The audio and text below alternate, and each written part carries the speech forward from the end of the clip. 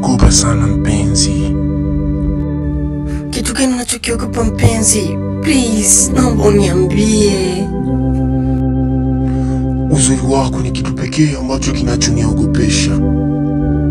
Na kitu kingine kinachoniogopesha, uwepo wako mpenzi. Naogopa siku ukiondoka. Nakupenda sana sana sana. Mbona ghafla baby? Unawaza nini mpaka ukafikiria hivyo babangu? Nahisi moyo wangu umeshindwa kupima kiwango cha upendo juu yako. Nakupenda sana mpenzi wangu. Asante baby kwa kunipenda kwa kiwango hicho.